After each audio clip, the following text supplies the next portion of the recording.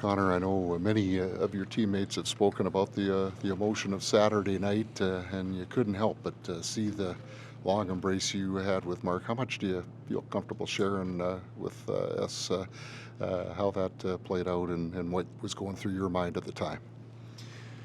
Oh, we just we're family in here, and you can really feel it in those moments. Everything that we're going through is bringing us closer together, and you know, this team couldn't be any tighter. So that's what I'll say.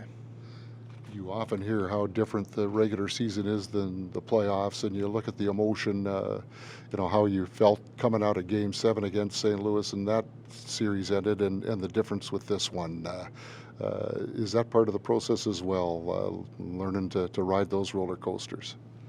Oh, absolutely. I think this playoff run, there's a lot of learning curves and a lot of things that we've learned and we can take away. And I know this group is going to get a lot better from that.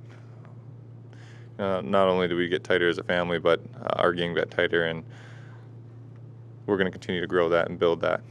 We have pretty much the same group coming back, so we're all very motivated for a cup, and that's our goal. That's all we got on our mind, and from now till next year this time of year, and it's all about building the process. What are some of the things you feel you learned personally in this playoff run? Well, I got to take a step back and actually take a look at my game, my regular season game, and see if it needed to change for the playoffs. And I learned a lot of things. I learned what makes me tick even more. I reassured some things that I already thought, and from today to the next playoff game, it's going to be all about building that back up and feeling good about myself, and liking where my game's at, and getting ready to bring it every single night. And that's what playoffs are all about. And ride the waves, and every single moment matters. And I look forward to it, and that's what's fun. Did you land on the idea that goaltending in the playoffs is different than goaltending in the regular season? Not a whole lot. Every team plays it different, and I think there's just the way the NHL goes. Like, sometimes goals are going to happen and goals go in, and there's not always something you can do about it. As far as my game goes, I'm always trying to do something about it, but you don't want to do too much. And that's a big takeaway that I have is I can't focus on doing everything. I just got to stick to my game and play my game, and I know it's going to, in the long run, even things out. Bad bounces happen, and sometimes you can't control them. And playoffs, a lot of chaos happens.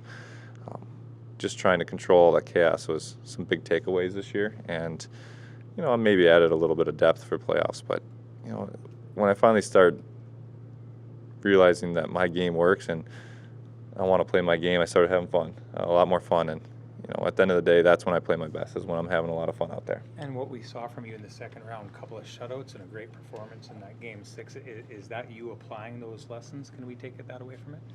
Oh, absolutely. I think the first round was definitely a roller coaster and a mental grind.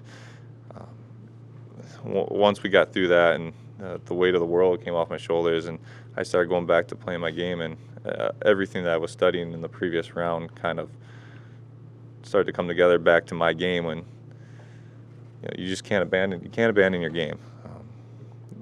Maybe make some tweaks here and there, but nothing huge, nothing drastic. And you just got to go out there and have fun and realize that bad bounces do happen. And, sometimes there's a little bit of a luck factor in hockey. Just trying to control the chaos. And, once I started having fun again, I'm not saying I wasn't having fun, but the level of fun that I am accustomed to. And that's when my game got good. And then I started just playing. And, that's what I'm going to live and die by. How hard is that when... you're a problem solver, you're a doer, and then there are going to be circumstances where the goals go in, whether it's bounces, and even if you're doing things right, if there's enough goals, you're only human.